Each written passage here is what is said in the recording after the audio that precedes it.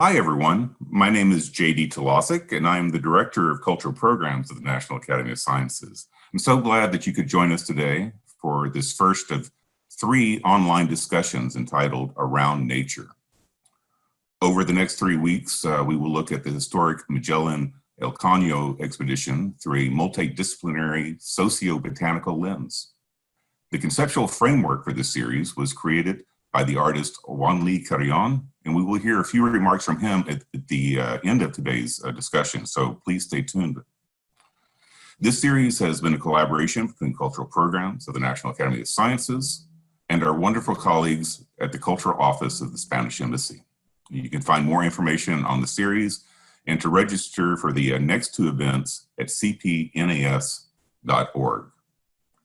And now it's my pleasure to introduce you to the President of the National Academy of Sciences, Dr. Marcia McNeill. Dr. McNeill, welcome. We're glad that you can spend some time with us today. I think we may have lost Dr. McNeill. Marcia, are you with us? Okay, let's just pause for a moment. She comes back on. We had a wonderful little test with her, but maybe we could go ahead and hear from the Spanish ambassador, Santiago Cabanas. Mr. Ambassador, are you with us? Hope so. Yeah, thank you sorry we're out of alignment a little bit, but maybe you could make your welcome remarks first until we get Marcia back on with us. Well, thank you. Thank you very much. Yeah, we were expecting to hear from the president, but we'll wait for her.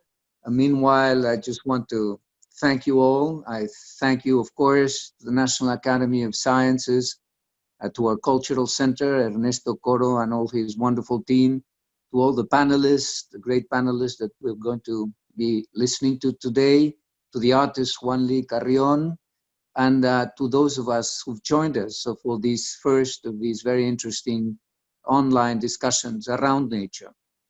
The project Around Nature and this collaboration, this great collaboration with the National Academy of Sciences is a very good example of what we are trying to achieve with our cultural program, Spain Arts and Culture.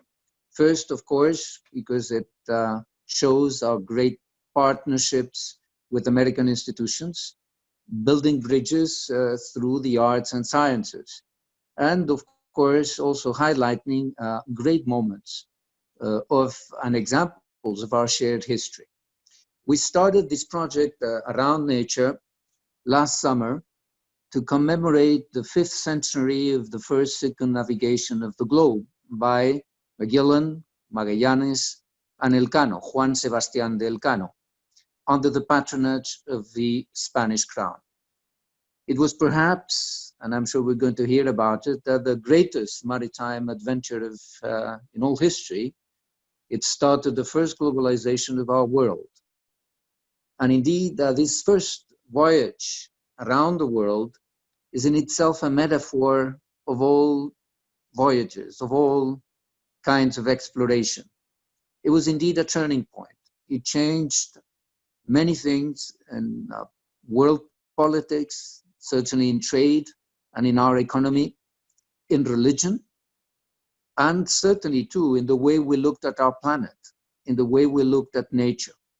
And so it makes great sense that in this project we're going to concentrate on the 3 issues: the value of nature, the trade of nature, and the taste of nature.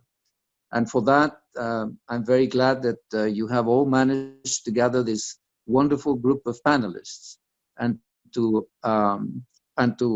moderate this discussion, I'm extremely pleased to introduce and to give the floor to our moderator, Diana Ayton-Shenker, the CEO of Leonardo International Society of the Arts, Sciences and Technology, and the Executive Director of the Arizona State University Leonardo Initiative.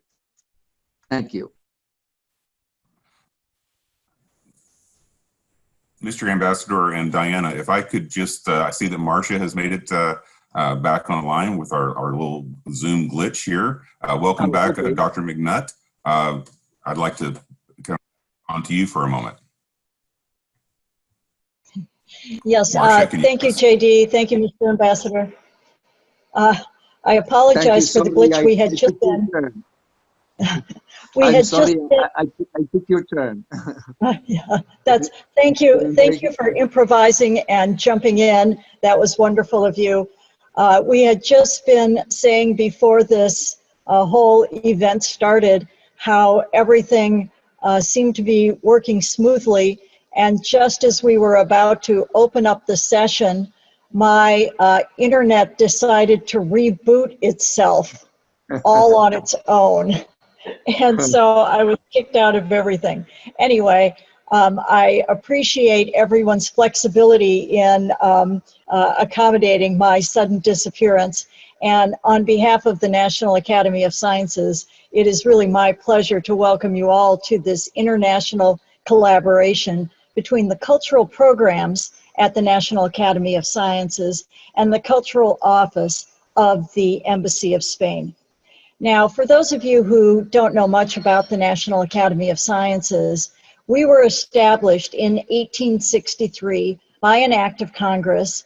It was signed by President Abraham Lincoln, and we were given a mission to provide independent, objective advice to the young nation on any matters related to science and technology.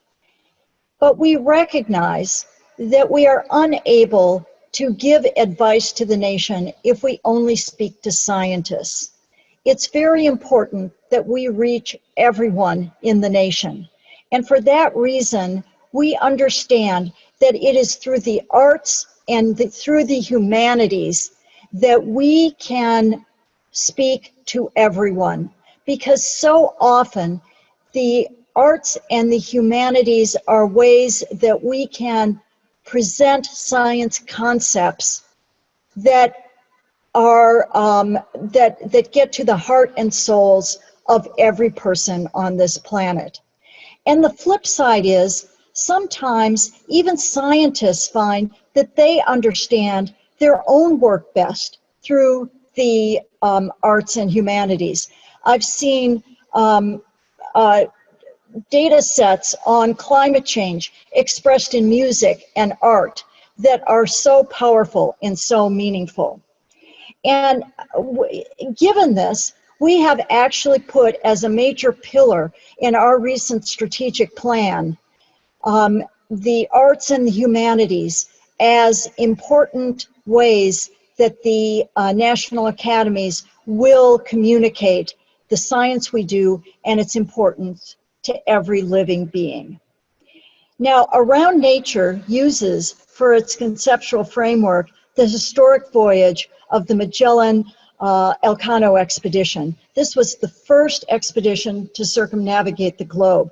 I particularly relate to this as an oceanographer for its historic value and its scientific value.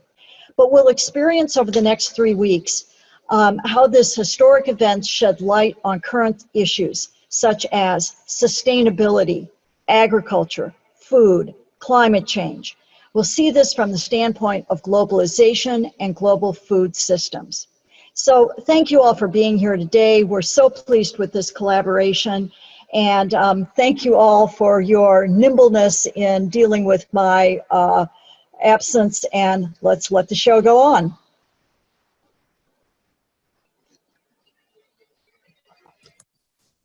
Thank you. Thank you, Mr. Ambassador. I'd like to pass this on now to Diana and to the panelists.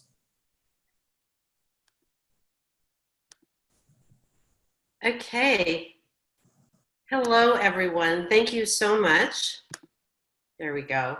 Thank you so much for being together this morning. I think in this time of self-isolation and physical distancing, these opportunities to socially connect are that much more important, especially when we're looking at how we see ourselves differently in the world as the Magellan Elcano expedition allows us to see. So I want to first thank Ambassador Cabanas and President Dr. McNeill, for inviting us here today and opening up this wonderful series. I also thank all of our colleagues at the Spanish Embassy, all of our colleagues at the National Academy of Science, especially those from the cultural program and from the cultural office at the embassy. I am delighted to share that we have hundreds of people who are here today, not on screen, but connected through this platform from all over the world. We literally have people zooming in from Turkey to Trinidad, Tobago, from Pakistan to Panama, and from New Zealand to New York City. Welcome, everyone. We are a global community that is united here today. I am honored to be here on behalf of Leonardo, the International Society of Arts, Science, and Technology, where I am the CEO and privileged to serve as the executive director of our partnership with Arizona State University. And I'm calling in from ASU, where I serve as professor.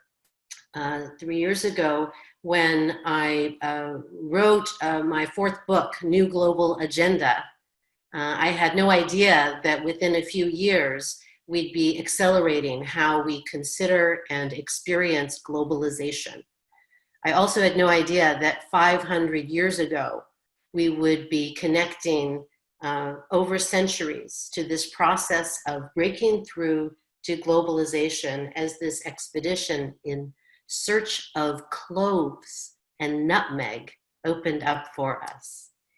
So with that intention in mind, let's turn today to open this wonderful 3-week symposium and explore how we value nature, how we've come to commodify, how we've come to appreciate, how we've come to exchange and enjoy and experience our relationship with nature. And we're going to be doing that inspired by the work of Juan Lee Carrion, who will be closing out today's session, with our magnificent panelists. I am extremely honored and delighted to welcome and introduce our panelists. We have with us today John Robert McNeill, who is an environmental historian and professor at Georgetown University in DC. We have with us Pablo Vargas, who is a professor of biogeography, evolutionary biology, and preservation, and is the professor at the Botanical Gardens in Madrid. Welcome, Pablo. And we have with us Rob Carter, an inspiring multidisciplinary artist addressing the relationship between human interaction and planet ecosystems. And finally, we have with us Blanca de la Torre, who is an art historian and curator working at this intersection of eco-art and sustainability. As Mr. Ambassador introduced at the beginning, the expedition, and in fact today's conversation, is a wonderful example of how we build bridges between art and science. So with that bridge that we're standing on, I welcome our panelists, and I'm going to invite their remarks. And I believe we're going to begin with John Robert McNeill. Thank you for joining us, John. Great. Thank you very much, Diana. And good morning, good afternoon, and good evening to everyone who is on this call. I'm going to begin sharing my screen here.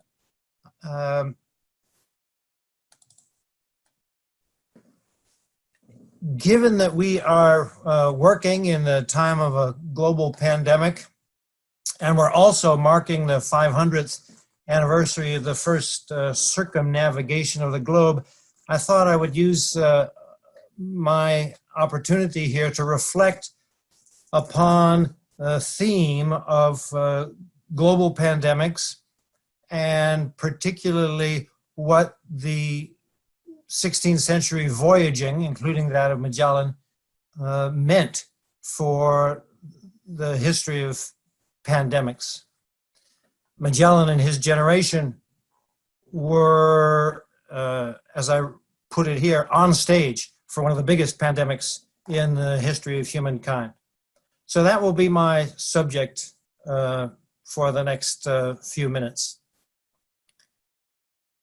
As you're probably aware, there have been 3 really big pandemics in the last 1,000 years. The so-called plague pandemic of the middle of the 14th century. That is probably one of the 2 worst human experiences with disease ever. The second one is the one I'll be speaking about today, mainly the one in which Magellan and his generation were centrally involved. And then thirdly, the 1918 influenza epidemic, which, as the ambassador will surely appreciate my saying, was not the Spanish flu. That is a misnomer. So what the 16th century voyaging of Magellan and his generation represents in the history of human disease and pandemics is what I've called here the end of social distancing by the oceans. Because prior to the 16th century, there were no true pandemics because there was no opportunity for pathogens to spread to all the inhabited continents. But Magellan and his generation changed that and inaugurated an era of genuine pandemics. And there we go.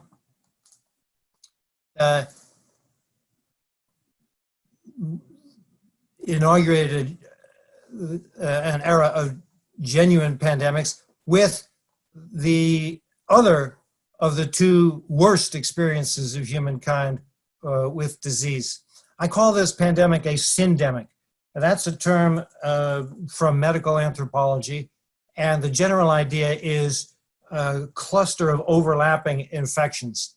And in the 16th century, in the wake of Iberian voyaging to the Americas and the Philippines, a handful of highly infectious and highly dangerous viruses and bacilli spread around the world, reaching populations that had previously never had experience with any of these infections before. And in the Americas, that was a disastrous experience, reduced population by about 90% over the span of 5 human generations. In the Philippines, it was almost as disastrous. It reduced population by about 2/3 over 2 human generations. This disastrous experience with the infectious disease, with globalizing infectious disease, was part of a larger process. And I think Pablo might be speaking about part of this larger process when he gets the chance in just a few minutes. Because the biological globalization was not confined to pathogens and infectious disease. It included plants and animals as well. And that means domesticated plants and domesticated animals, but also weeds and wild animals in a grand exchange of species that historians sometimes call the Columbian Exchange, in reference to Christopher Columbus's transatlantic voyages. But the process was actually more global than transatlantic, and part of the reason for that was that Magellan and subsequent Spanish voyagers opened up routes across the Pacific. So trans-Pacific exchanges followed fairly shortly on the heels of transatlantic exchanges. And one could call that component the Magellan Exchange. But all of it put together amounts to a biological globalization in the 16th century. Now I'm going to conclude with a few remarks that compare the current situation and that of the 16th century. So as you know, the SARS-CoV-2 virus that is giving us so much trouble these days is new to humans, jumped from horseshoe bats sometime late in 2019. All the great diseases of the 16th century, with one or two possible exceptions, also jumped from animal populations to human populations at some point in the distant past. But they were established as human diseases by the 16th century in parts of the world. So they were new not to humankind, but new to some humans, humans in the Americas, in the Philippines, in all of the Pacific Islands. Almost all human viruses ultimately evolved from animal viruses, and so were new to humans at one point in time. The big difference today from the 16th century, well, there are a number of differences, but one of them is that today, because of the almost instantaneous global travel made possible by airplanes, a virus in one part of the world can very quickly become a virus in every part of the world. And that was not true before the globalization of the 16th century, but it was becoming true in the lifetime of Magellan. And he and his generation were the reason why that was coming true. So in conclusion, I put it this way: part of the significance of Magellan and his generation is the biological globalization that they accomplished. And within that, what I like to call the microbial unification of the world, which is the world that we live in, for better and for worse. Thank you very much. And Diana, take it away. So interesting. I want to just jump on this presentation with so many questions, but I'm holding myself back so that we can hear from our colleague Pablo. And I thank you for being with us, Pablo, and for sharing those remarks, John. Okay. Good. Okay. Thank you, John. Thank you, Diana. Thank you, everyone. First of all, let me express my gratitude to the Spanish Embassy, National Academy of Sciences, Juanly, Ernesto, Diana, John, and all the organizers for the invitation to give this presentation. And it's a short time, so I can't say many things about what happened after 500 years in only 8 minutes, but I'll do my best. I want to show you a few concepts that are key to understanding a historical milestone in history, such as the first voyage around the world 500 years ago. Here on the screen, you can see the 4 spices that they were most searched, and the only ship that managed to turn the world round. So I'm going to talk about plants, spices, globalization, and a little bit of ecology. And everything started with Christopher Columbus. And in 1492, a Spanish expedition to India tripped on a new continent, America, that they didn't expect at all. So Isabel, the Queen of Spain, Isabel I, paid the trip to find a new commercial route to India. So the aim was that for the Queen. But Christopher Columbus searched for plants, spices, to offer solid proof of finding India, which became his obsession. So he was searching for spices that they were very similar to the ones that were coming from the east of the old world. And he found something, but he was obsessed because he didn't really manage. People didn't think he was in India because the botany was not very well developed, and the only botanist said that the species were not the same. They were similar, but not the same. So he did 4 trips And on every single trip, they tried to bring things proving that they hit the India. So he passed away thinking that he was in India, and he found different spices. What is quite remarkable, that he didn't really believe he discovered a new continent. So the main result was the discovery of America. Most people have the misconception about the real aim of this trip. It was not silver, it was not gold. The main objective was plants, and particularly spices. So only 27 years later, a new expedition set off. An international voyage of 250 sailors from 11 countries searched for something else.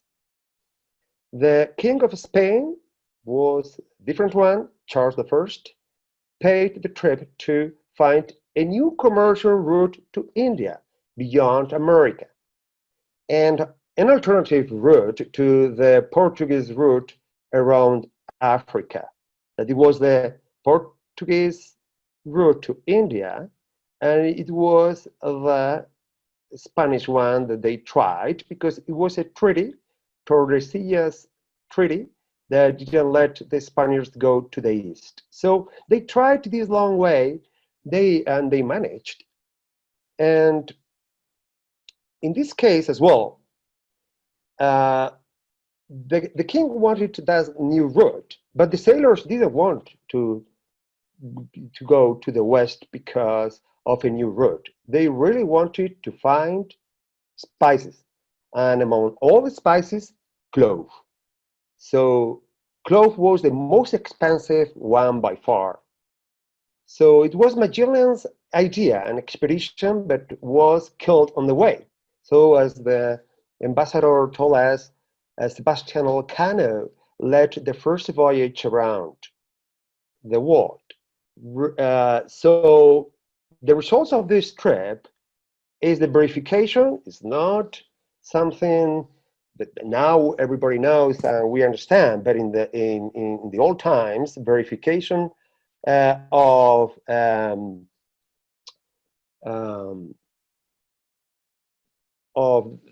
that the Earth was spherical was one of the results, and the second one was the first step to globalization. So the misconception is that people think, oh, they did all that trip just trying to be the first ones to, do a voyage around the world.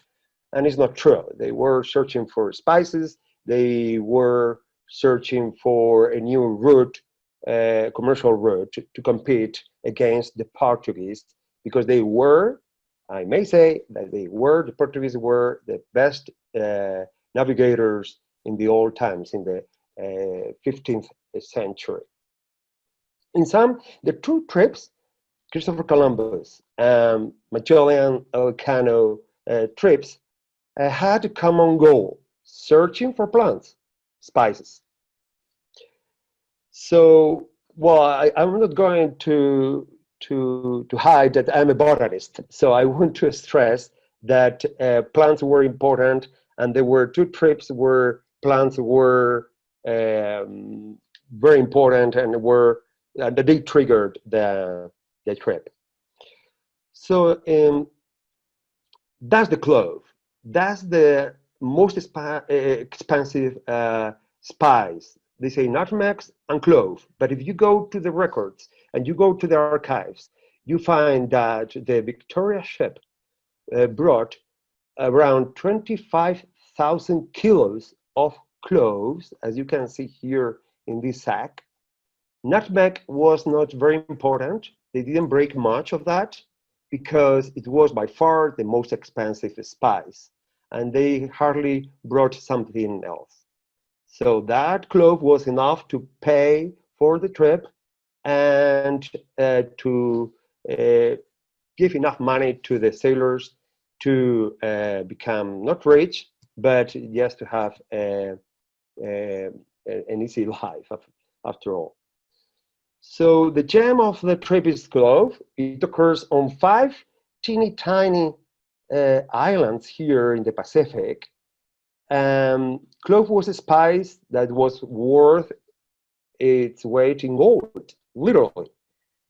And now everything changed, because now it's cultivated in many tropical countries. And now for $1 you can get the 1 ounce or 30 grams. So everything changed, but it was different in the past. So after all these trips and voyages in the 15th and 16th centuries, we can say that globalization after 500 years, for better or worse, affects all of us. The world has been little by little more and more connected, including viruses as corona and goods we enjoy from any country. Global warming is also the aftermath of human activities operating in multiple countries. So globalization means many things, many bad things, many good things. And the question is, how long does it have to take for us to realize that the Earth is a macro ecosystem that we have to preserve for our own good? Thank you for listening. Thank you so much, Pablo. Appreciate that perspective from botany and our interconnectedness as one Earth, illuminated through those milestones through history, following John's movement from biological globalization to microbial unification. I want to now invite remarks moving from a historian to a botanist to an artist, and welcome Rob Carter to share some perspective with us today.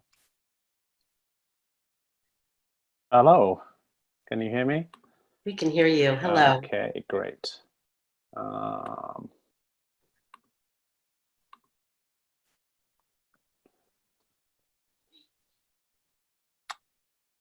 Okay, can you see my image okay? Yes. Great. So yes, thank you very much for inviting me to be a part of this fascinating series of extremely topical discussions. My name's Rob Carter, and I'm a visual artist and educator based in Richmond, Virginia. So as you'll see from my multimedia work, my focus is on the natural world, and I'm interested in exploring our relationships to it through cultural, scientific, and historical ideas. So I'll briefly describe a few of my most recent projects, and should note that all of my videos have sound, but I will mute them. I'll mute the audio for this presentation because obviously I'm speaking. So this video, titled Plant Writing, documents the growth and movement of soybean plants over the course of multiple days. Time-lapse photography also captures my actions.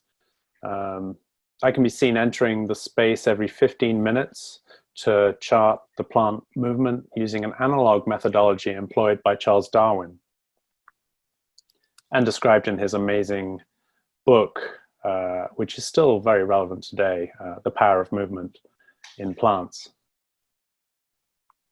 So this approximation of enlarged movement is rendered digitally here, showing the results from 3 angles and forming lines as if drawn by the plants themselves. The apparatus formed a pseudo-scientific experiment, emphasis on pseudo, since the 2 soybean plants came from very different seeds, one cultivated organic and the other genetically modified and patented. My question was, could this form of plant writing reveal possible differences between the 2 specimens? Soybeans are now the most valuable agricultural export of the United States, but like many processed crops, our relationship to the plant is often very remote. So this video charts the dance between plants and humans, one that we like to think we understand and control. To me, this idea lies at the heart of these panel discussions. The final part of this process was a return to a more traditional form of art making, a series of ink on paper paintings. I harvested the leaves of the documented soy plants, pulverized them, and then made inks with each plant. As a result, the movement of the seedlings, whether organic or genetically modified, could be represented by painting with their vital chlorophyll pigment.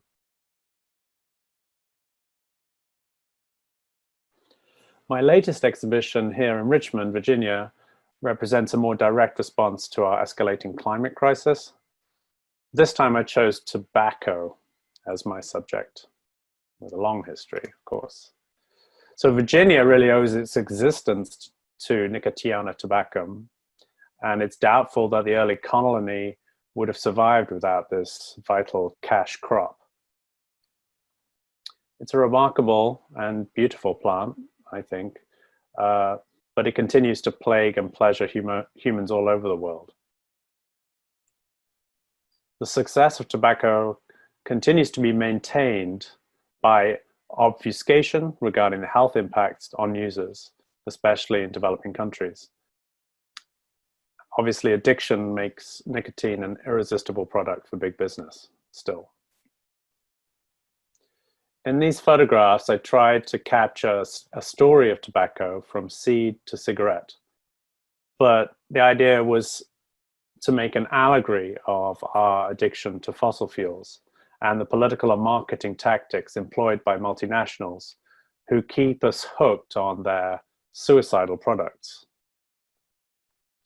This exhibition explored the ironic absurdity of society's apparent death wish, and the beauty and grandeur of bright leaf tobacco plants. The idea was to visually grapple with human brain chemistry, where we are so seduced by short-term gratification that death and destruction can be overlooked until tomorrow, apparently. The parallels between nicotine addiction and consumption, mostly in the form of fossil fuels, are nothing new, but they continue to be a powerful analogy for our current climate crisis, as well as the malicious efforts of the Trump administration to take our environmental policy back to the pre-Nixon era. Many of the photographs are tied together by the beguiling quality of smoke. In some images, the smoke acts as a physical smoke screen, separating us from the marketing logos of oil companies and the historical figures that helped form them.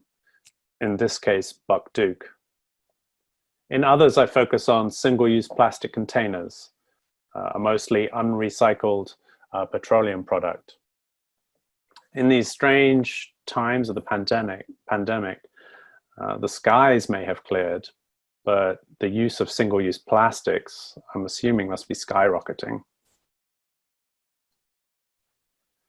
One other subject for this show was the magnificent Manduca sexta, also known as the tobacco hornworm, a remarkable caterpillar that is able to metabolize nicotine and use it for defense. The fact that it has a voracious appetite, excretes perfect grenade-shaped feces, and makes it hard to tell its head from its rear makes it a lovely metaphor for our own consumption. My video installation in the show saw this creature incessantly munching to the sound of a whispered computer voice I recorded, reading the entire 1,500-page Fourth National Climate Assessment. Of course, these cigarette analogies will end within the next couple of years. One may stop smoking and heal one's lungs, but we are on the brink of inflicting permanent damage to the planet. So I wanted to finish with a clip of a short video homage I made to the beloved Honduran environmental activist, Berta Caceres. I made this video a few months ago for a show at Catherine Clark Gallery in San Francisco. It's sad, but perhaps unsurprising, that I first learned of Berta Cáceres after she was assassinated in her home in 2016. Her 10-year fight for the indigenous rights of the Lenca people saw her take on multinational corporations and their plans to dam the Guadalquivir River. The video is an infinite loop that involves the 4 Greek elements of nature, taking us on a short journey, pulled along by her flying effigy from the James River here in Richmond and high into the sky above Chimborazo Park. The flight is infused with some of Cáceres' passionate and inspiring words. The contrivance of the kite has always fascinated me, that they rely on being tethered, on being held, yet they are always trying to escape, which of course would result in their destruction. This interaction between humans, science, and nature seemed, in some small way, a poetic way of honoring this profoundly brave woman.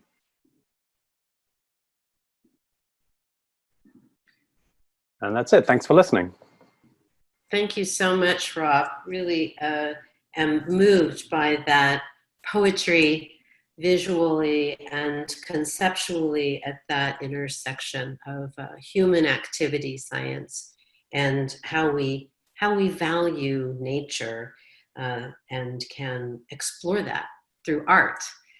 So it's a beautiful segue to welcome Blanca the Touareg, who engages similarly in sharing that arena of art addressing science and nature through her work as an eco artist and curator. So I welcome Blanca de la Torre. Thank you, Diana, and thank you, everybody, and special thanks to the National Academy of Sciences and Juan Lee and Ernesto Cultural Office, of course, of the Spanish Embassy for inviting me. Well, in my exhibitions and projects, I have been addressing very often the commodification of nature, but due to the very limited time that we have, I will focus only in 4 cases. The first one is Tania Candiani's Nochetzli.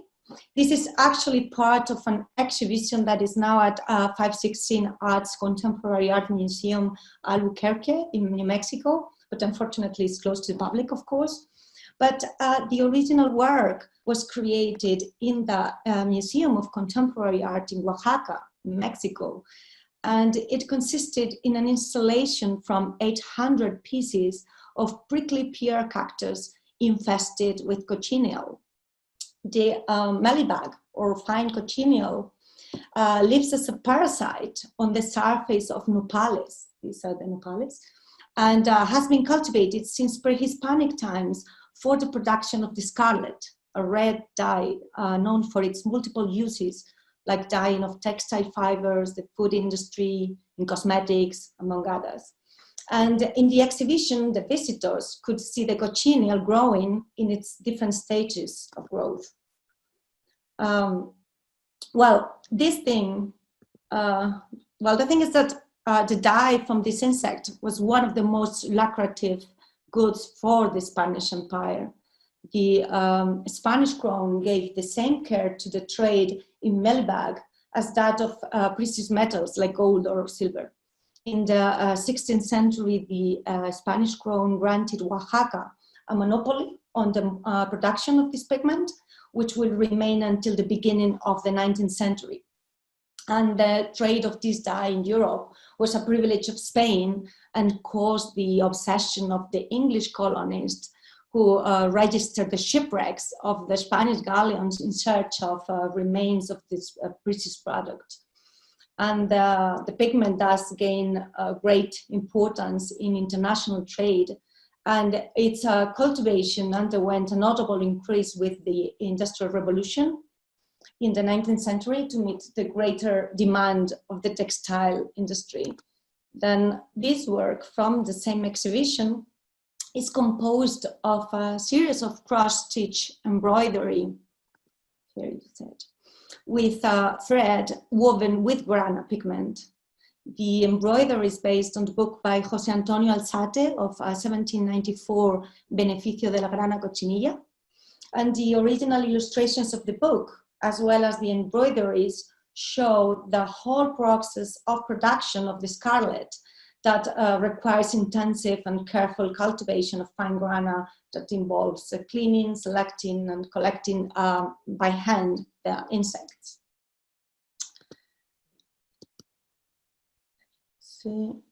Okay. In the case of Portuguese artist Vasco Araújo, the subject is addressed giving voice to fruits through his work. After researching the traits of different fruits that travel the world as a consequence of colonization and global trade, such as banana, pineapple, mango, etc., he creates these prints that are accompanied by stories that are in the form of dialogues where the fruits themselves explain their own personal stories, telling the public their own memories from their countries of origin. Therefore, the fruits reveal the complexity of narratives that are intrinsically related to this trade of nature, like slavery, domestication, exploitation, environmental injustice, and so on. And this brings me to Spanish artist Luna Bengoechea, where in her work she analyzes the production models of food typical of a globalized capitalist system, taking a deeper look at its contradictions. And she creates a series of botanic illustrations with inscriptions using this type of ink that is sensitive to ultraviolet light, referring to the artificiality of some ingredients used in industrial food. Among others, she highlights sugarcane with a superimposed text about different ways to refer to sweeteners in the ingredient labels of processed food, like fructose, maltose, dextrine, glucose syrup, etc. And then her work inevitably leads us to the trinomial slavery, colonies, and sugar industry. Let's not forget that the history of the latest Spanish colonies, Cuba and Puerto Rico, was closely linked to the sugar industry, and more specifically linked to the Canary Islands, where the artist is from, one of the supporting centers of sugar production in colonial times. The islands were the first plantations to have slaves in Europe, implementing the slavery system in the Atlantic, at least since 1480. And the Canary Islands were at the lead in this market for 100 years alongside Madeira and the Azores. And this leads me to the last artwork and another natural element that has been suffering the consequences of commodification and trade of nature and globalization, probably more than anyone actually, which are seeds or crops. This is Guatemalan artist Regina José Galindo. This is Mazorca. And during the war in Guatemala, and as part of the military strategy, corn was cut and burned by the National Army with the intention of destroying indigenous communities, considered to be the guerrilla bases. Peace was signed in 1996, and corn resisted and became a symbol of people's resistance and resilience. In 2014, the Congress of the Republic adopted the law for the protection of new plants and varieties, popularly known as the Monsanto Law, putting at risk the future of the corn and the country's food sovereignty. And indigenous peoples represented the strongest opposition to the law, achieving actually its repeal. And then in this performance, Regina José Galindo remains hidden within a cornfield, while foremen with machetes cut all corn until she is completely inside. Let me show you the video. Cool. So I'll go fast. You can see the man.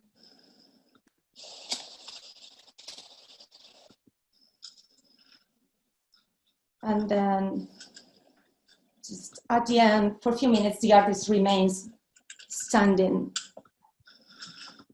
here on the ruined pond. That's it. And well, this would open up, I think, a never-ending conversation on biopiracy, GMOs, etc. But I think we're running out of time, so thank you very much. Okay. Well, thank you so much to all of our panelists. In listening to everyone come together from such different perspectives and points of entry to understand the significance and the influence of this first trip around the world, I'm struck by how each of your areas of work, and in fact the expedition itself, helped us see the world differently. Your work and the expedition opened up new ways of seeing ourselves in relation to each other, our world, and what's in it, our relationship to our resources and our plants and botanical elements of nature. That said, the framing of our conversation around the value of nature presupposes that we're somehow separated from it. But of course, we're natural elements too. We are also part of this natural world. If we are to value nature, we must also consider how we value ourselves, how we value humanity and human life in harmony with our natural environment. So it's also part of my questioning as I'm listening to these different ways that we symbolize and synthesize the value and appreciation of nature. So, John, I'm looking at this idea that you've introduced so provocatively of the end of social distancing by oceans 500 years ago with what we're struggling with now as we come into a different kind of physical distancing. And that relationship that you introduced between the 16th century voyaging that introduced biological globalization, bringing us to where we are today with COVID, recognizing that in fact we have microbial unification. How do we make sense of that in terms of the choices that we make and our priorities? Specifically, we understand that leaders in initiating the expedition 500 years ago were willing to risk lives and resources. And today, in search of these valued elements of nature, cloves and nutmeg and other spices, what are we willing to risk lives for today? And how do we learn from this prioritization of the political and economic value of nature from 500 years ago to how we might be understanding from the COVID crisis, how we prioritize human life today? It turns out to be a very divisive question, Diana, because right now it's a practical question. How do we value human life today in the presence of the SARS-CoV-2 virus and the COVID-19 pandemic? And different leaders around the world, different leaders around the United States, different populations here and there have very different answers about how we should value a human life and whether different human lives should have different values. Let me speak more specifically. So there are some voices that note that COVID-19 is a more serious illness amongst the elderly, and they wonder whether it is appropriate to accept higher mortality amongst the elderly so that the majority can pursue more ordinary and economically rewarding lives and not suffer the economic catastrophe that social distancing requires. That's a very divisive question. And similarly, it is divisive as to what risk is appropriate when it comes to so-called opening up a city, a state, a country. And different people have very different risk tolerances. And so it becomes a political question on which there will be no unanimity. And I imagine very sharp feelings, because depending on the decisions, some people will die who would not otherwise need to die. So that might be a divisive political question, or there might not be political unity in response, but it need not be a divisive human question. And we can begin to take ownership and agency ourselves in our own capacities to maybe take this moment to learn from how we have unexpected discoveries and experiences from things as influential as an expedition 500 years ago and as immediate as a crisis today. And from those experiences, decide we are going to value human life and our inextricable connection to nature above its commodification. But it takes, it'll take both imagination and conviction. I think it's within us, though. And with that, I want to turn to Pablo and invite your thoughts on further elaborating what you shared about unexpected discovery, that the intention of this expedition was to discover specific spices from the perspective of the sailors and specific routes, that commercial navigation that did open up this pathway around the world for the first time from the political leadership. But unexpectedly, we found the world was round. We found that we are all connected. We found that we can move, as John says, not only plants and animals, but pathogens. So I wanted to invite you to speak to both the role of chance in our explorations and how that may affect or intersect with our sense of sustainability today. Well, I think in science, what we find many times, we are pursuing some goals, but we don't manage. But there is something else we didn't pay attention much. But in the end, it's a new avenue of research, and we find something else that is even more interesting than the objective you had in a project, let's say. There are historical cases like Alexander Fleming discovering penicillin, antibiotics, and he didn't search for that, but he found it by chance. So we need to be alert as scientists that something else could happen, for better or worse. Sometimes you are searching for something and you find something very nasty.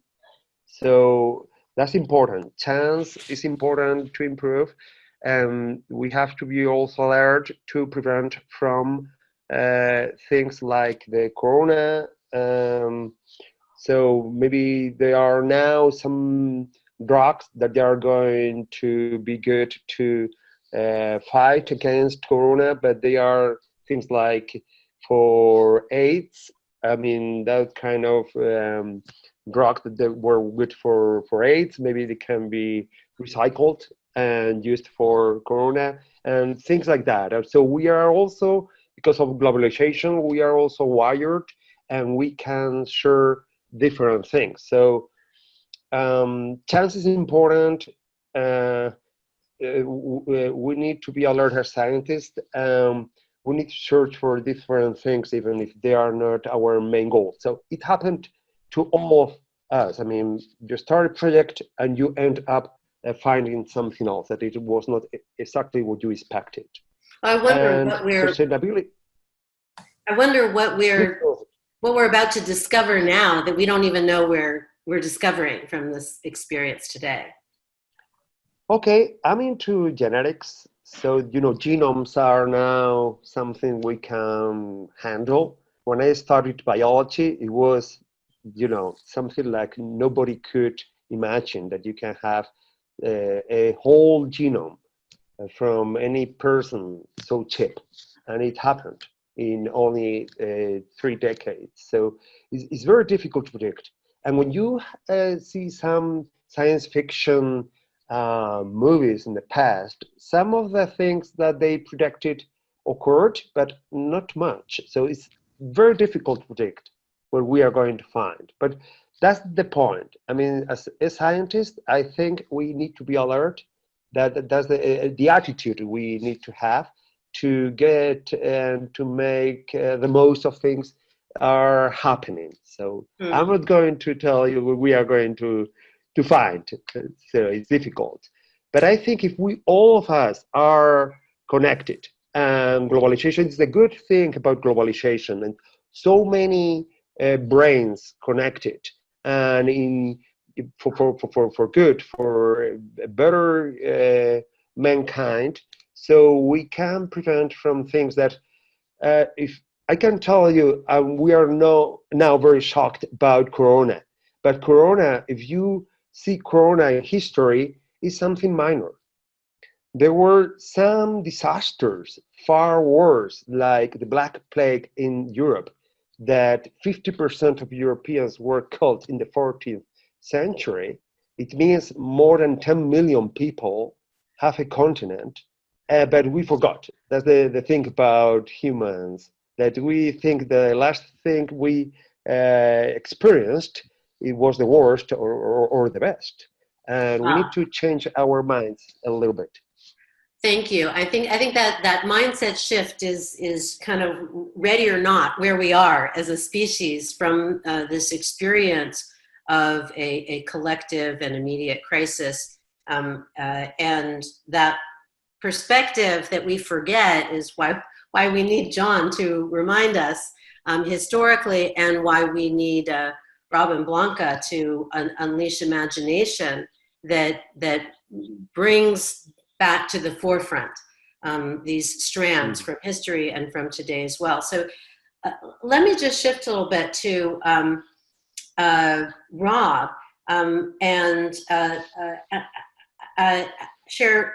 invite you to share some of your further thoughts on this story, and how we may have unintentional or unexpected results through our actions. What do we do when we become aware of those, when we make those connections as you try to make through your art?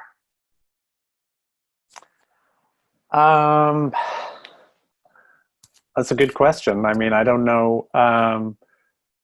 We seem to, as a society, we don't seem to do very much. I mean, one of the things I think that's important is, and about this panel discussion, is this conversation between different disciplines, because I think that science, for instance, is not communicating terribly well with the world, or is not finding its voice, and it's meeting a lot of skepticism at this point. And so we've discovered all sorts of things, say related to coronavirus, which including stuff like we don't scientifically know certain things that are not being represented or understood terribly well. I mean, I'm not quite sure exactly what you were getting at with your question, but but I think that all along the way, as Pablo said, there are things to be learned and digested, and increasingly we are learning an awful lot, say, over the last 100 years, but actually this short-termism means that we tend to forget things extremely quickly, and that really needs to change in my mind. And I'm keen to try and pull some of those threads together in my work by looking at historical issues as well as contemporary ones, some of which are scientific, some of which are kind of absurdist, and see if I can bring to light some of these interesting stories and contradictions. One of the stories I think was compelling for all of us at the end of your presentation was that struggle for the Lenca people, and how it'd be interesting for us to understand further the commodification of natural elements.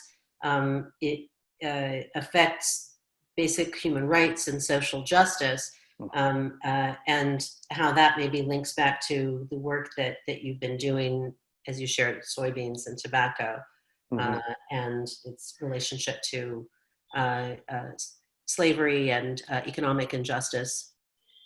Well, I mean, I think that the heart of this is this acceptance of capitalism as our sort of guiding light philosophy. It's I think in this country particularly seems to be highly tied to the idea of democracy, but is clearly has nothing to do with democracy at all. It's not a philosophy in itself. So all of that's the thing that links all of these different elements, whether it's the value of clove to the value of power or logging or whatever in Honduras, and the relationship between the dam there that was affecting the Lenca people, and our ability or inability to collectively deal with the virus. I mean, it's absolutely crazy right now that it's starting to become a capitalistic competition now between countries about who might make money off a vaccine, for instance, if it was able to be developed, or drug companies that may be already making something that might help to fight the virus, which would be great, but it's become like pushed to one side or sidetracked by the business sector, I think. Well, kind of that brings us back to John's compelling point that this is divisive among political leadership, perhaps also capital, in terms of capital decision making as well. Where and how are we willing to risk human life for certain commodities, including perhaps vaccine, and when and how can we perhaps be shifting towards prioritizing human life? And one way we do that, I think, is by recognizing that we are intrinsically part of nature. Nature isn't something that we subdue and commercialize at the expense of our own future or well-being or dignity.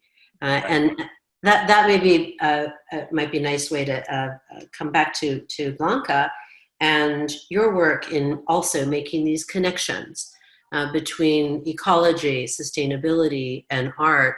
How are you seeing the artists you work with and the audiences who interact with these experiences approach our relationship to valuing nature, the human relationship to valuing nature?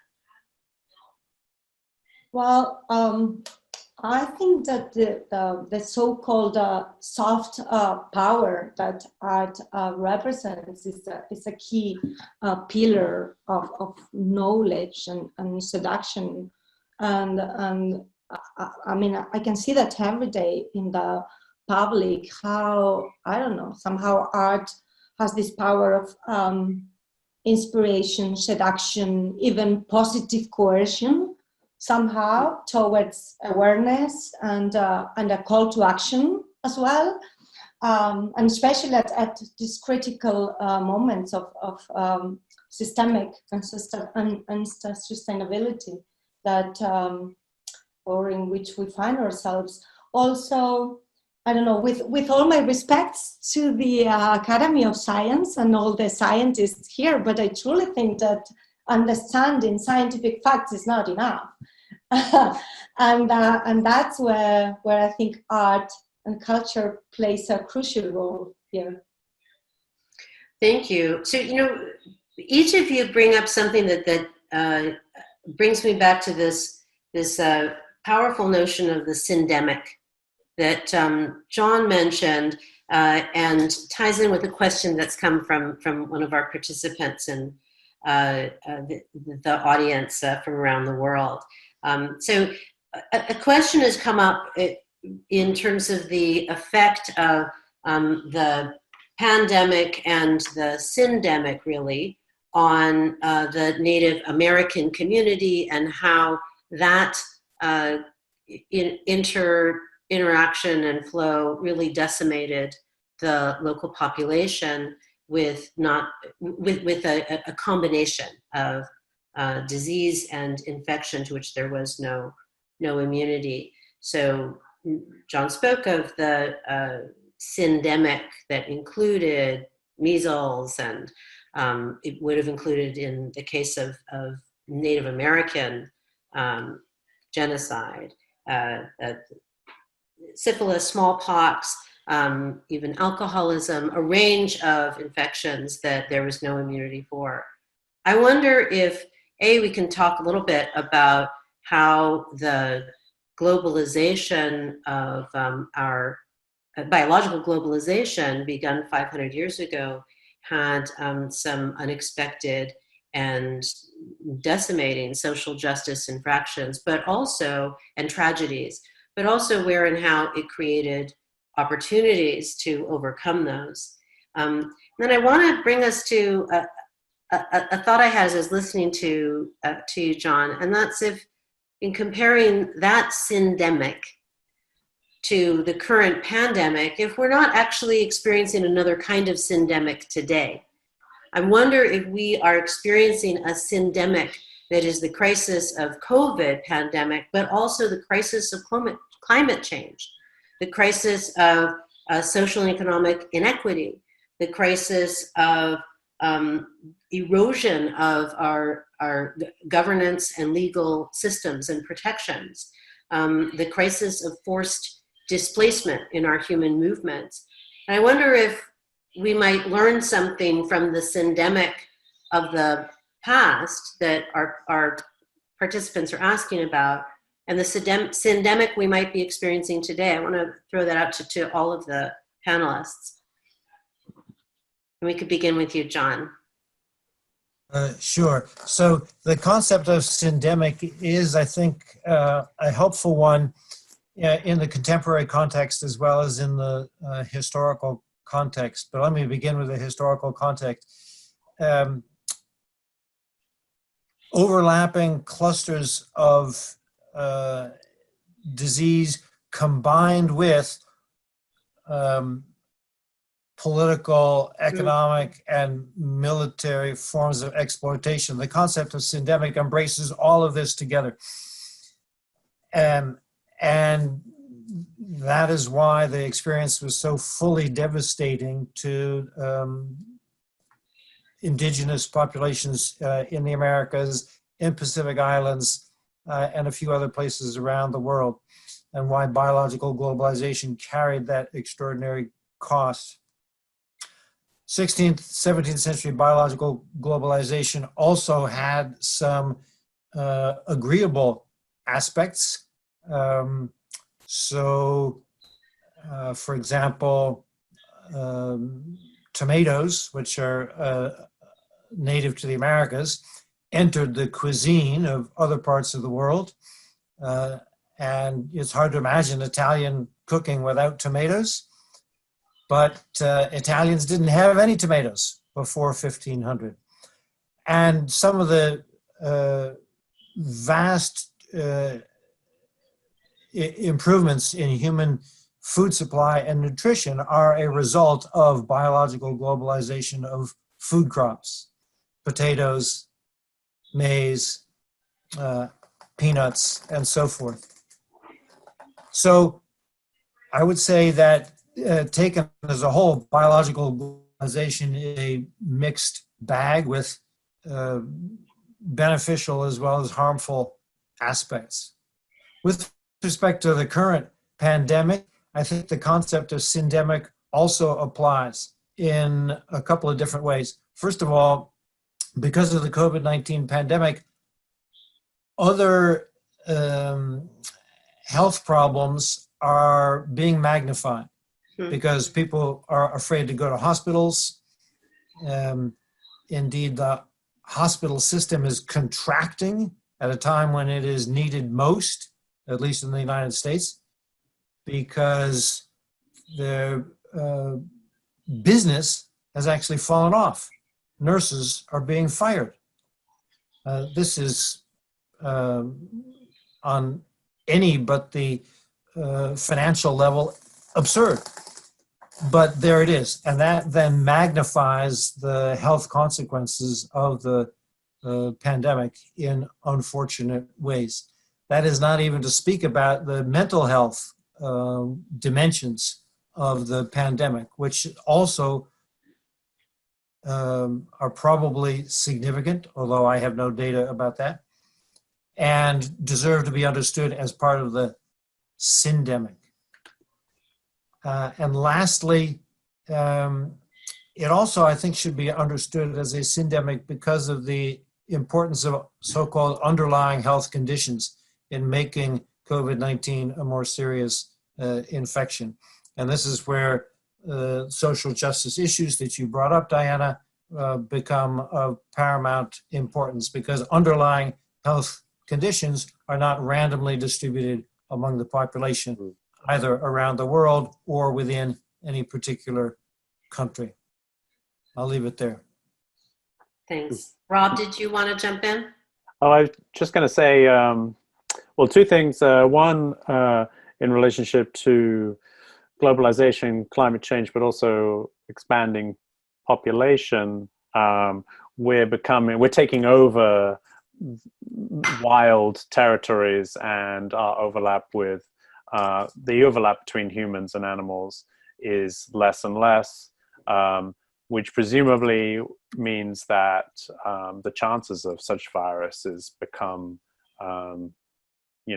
more likely in the future as we encroach on, forests that have never had humans in them before. And the other thing, just as an observation, is just the plight of the Navajo right now. That and other populations who are fighting kind of a lonely battle with COVID-19, and it's a very eerie and troubling exposure of American society that this is sort of like suggesting to us. Pablo, sorry, you were going to say something. No. Sorry for. Well, can I say something? Please. So globalization is not good for many things. We are suffering now from this virus, what is very little to many people. But there are some other pros about globalization. If we think about democracy is a concept, old concept that is not all over the world, but many countries are pushing some others to become democratic countries. Human rights, women treatment, all that thing is also into globalization that we need to think in, that is little by little, but is gaining, although sometimes it's frustrating, but I think it's something good that is happening. But that's for the social part, I wanted to say something. And for nature and ecosystems, I want to introduce also one concept, and it's about biodiversity. There are some studies that clearly say that the highest diversity of animals and plants you have in a country, diseases are not so easy widespread.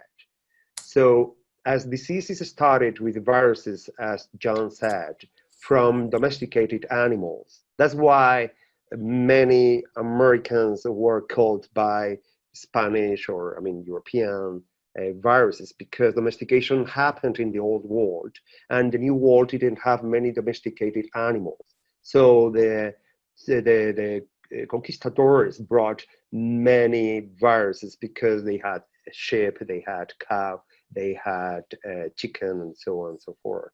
So the same is true now. I mean, if we have a healthy environment, so that environment buffers, just by diversity itself, the contact with some other bad viruses that are very predominant in some species that are very common, and some others are very rare. So if we balance that diversity figures, there are studies that clearly say that we can manage diseases much better.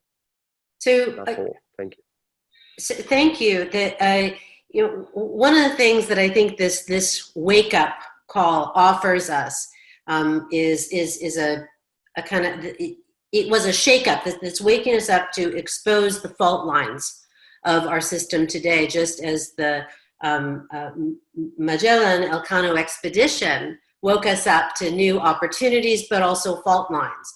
And with that expedition, it took a long time for those to be exposed. One of the differences with our crisis today and recognizing our microbial unification and how literally connected we are is it's immediate, it's fast, it's right now, it's changing our relationship to time, and our changed relationship to time changes our understanding of what these fault lines are that need to be improved or repaired or avoided. One of those fault lines, of course, is our own biases, our biases of who matters and what matters. How do we value human life? How do we value ourselves in nature? And how do we value those elements of nature? How do we even frame this, you know, from an old world to a new world? I guarantee people inhabiting worlds don't think of themselves as new or old. So in looking at our interrelationship between the dominant minority and the global majority of our world, we have a lot of new voyaging to do to understand each other. I want us to move towards wrapping up so we can invite some concluding remarks from Juan Lee, but before I do, let me just share a few more questions from the audience. One,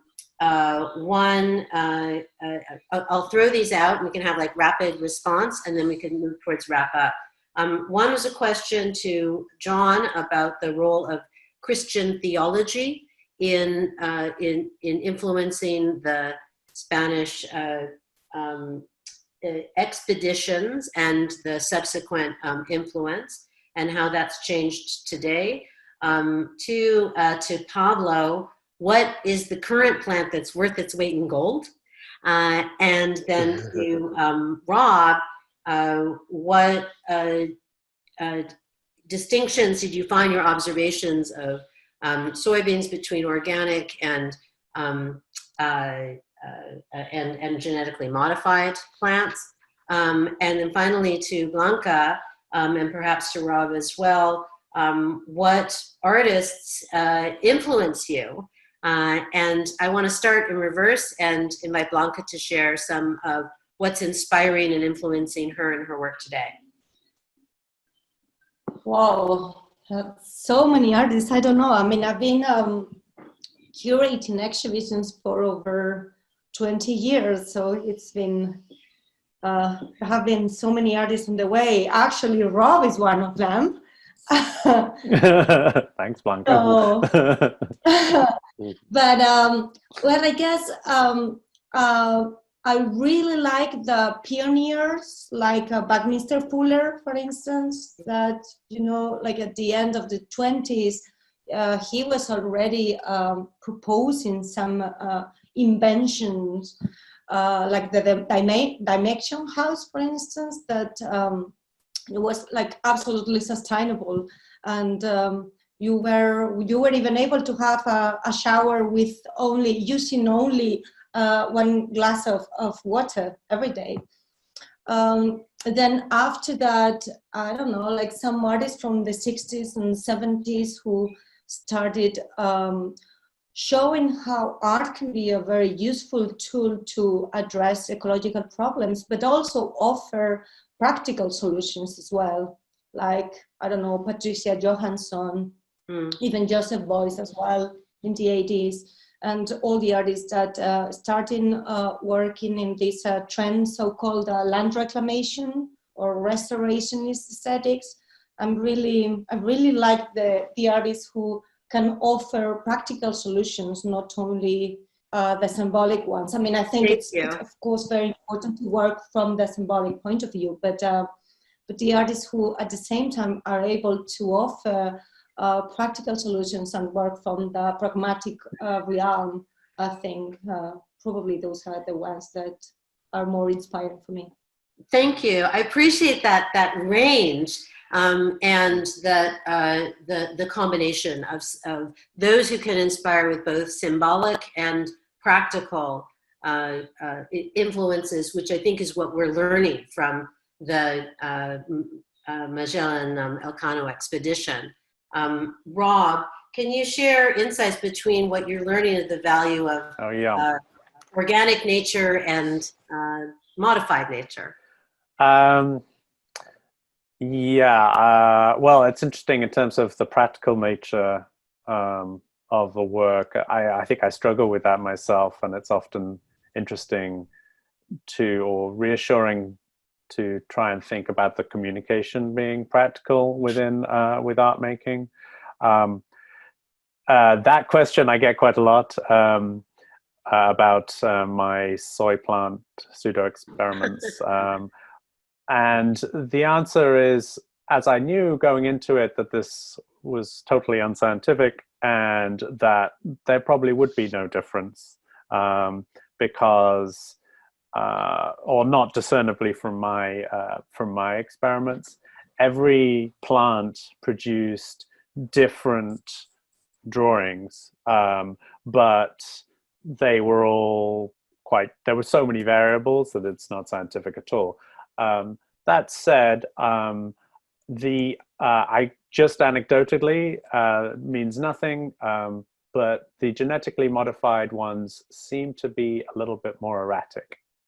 Interesting.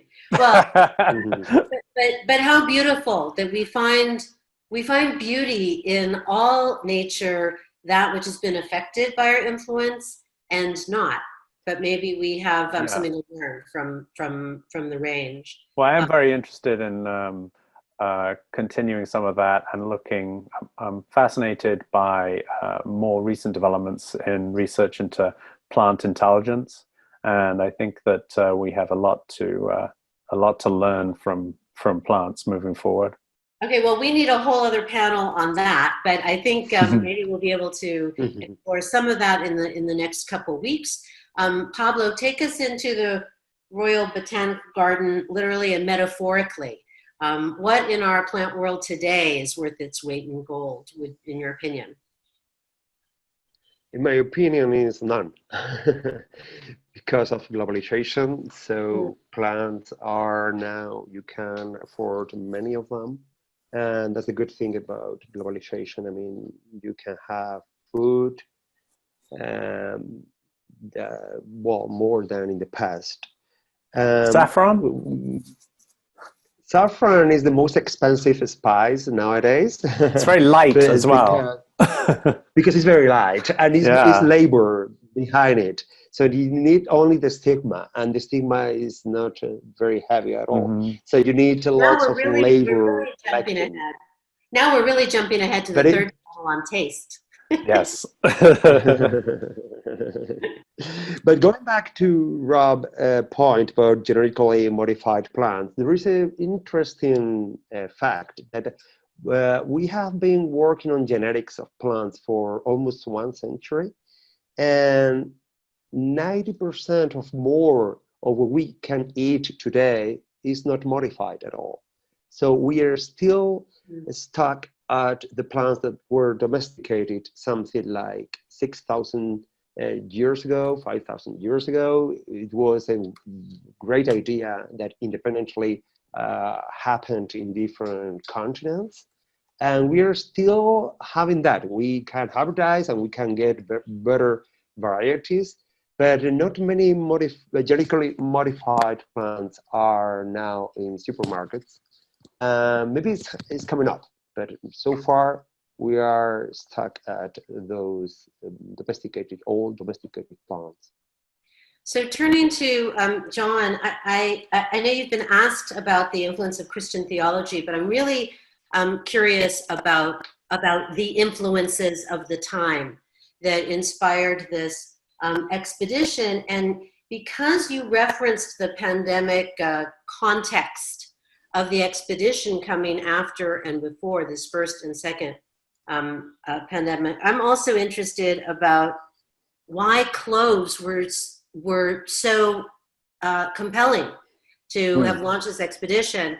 And I've heard a story that cloves were considered a defensive protection against the plague of the 14th century that preceded. And I'm curious if that is also an influence, but if you could maybe just speak to what the influences of the day were that inspired this expedition, so we might understand what may be inspiring us today. I think Pablo has actually addressed the inspirations behind Magellan's voyage. And the spice trade was number one.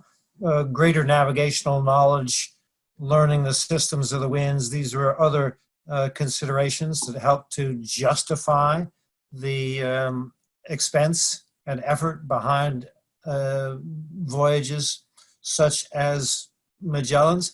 But from the early 15th century through the 18th century, such oceanic navigation by Atlantic Europeans, Portuguese, Spaniards, French, British, Dutch, was almost routine. And money, religious motivations, geopolitical motivations, pure science were all part of all these expeditions. And whether or not cloves were effective against plague, probably not, but many different kinds of things were tried because plague in the 14th century and even afterwards was extremely dangerous, far more so than the agent behind the pandemic we are faced with today. And yet we are trying all sorts of strange things, or at least it is suggested in some quarters that we try all sorts of strange things to protect us against COVID-19. Clove does have probably more benign than most of the suggested remedies. Sorry, I was going to say clove does have some antimicrobial properties, so there is some evidence that it could fight E. coli and stuff like that, I think. So this has just been wonderful. I feel like a beginning and opening of our symposium over the next 3 weeks, but also of our revisiting and celebrating the influence of this truly historic expedition. I want to thank all of our panelists for contributing, our hosts from the Spanish Embassy and the National Academy of Science, the honor of having Dr. McNutt and Ambassador Cabanas with us. And before I conclude today, remind everyone to come back next week and the week after. Please continue to be inspired by the incredible work of our panelists who have certainly inspired me today, but continue to do so with their work that we've gotten introduction to here. So thank you so much, everyone, for zooming in. And I'm going to turn it over to the curator of this initiative and the series, Juan Lee Carrion. Thank you so much, Diana. Thank you for leading us through this relevant and meaningful conversation. And thank you, John, Pablo, Rob, and Blanca for your brilliant contributions and for making us think deeper, not only about the value of nature, but also about globalization in the past, in the present, and hopefully also in the future. It was an honor for us to have this series presented by the President of the National Academy of Science, Marcia Macneil, as well as the Ambassador of Spain, Santiago Cabanas. I could not ask for a better kickoff of the series. I want to also thank the whole team at the National Academy of Science, JD Talasek, Alana Quinn, and Moises Ramirez. Also to the awesome team of the Spanish Embassy's Cultural Office, Ernesto Coro, Andrés López, Ana Fernández, Sofía Lucini, Vanessa Peña, y Alberto Saavedra. And most importantly, I want to thank to all the attendees for listening and for your questions and for your participation.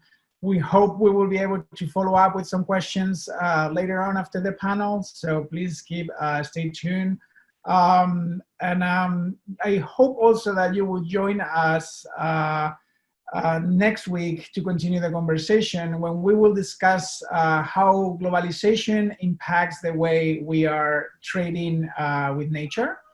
And how environmental justice education, we will talk about empathy for nature, environmental consequences, and loss of biodiversity. We will address that to understand the trade-offs between globalization and mitigating climate change. Good afternoon, everyone. We are past of our time, so I just hope to see you next week. And please continue to be safe, to be compassionate, and stay healthy. Thank you all. Thank you.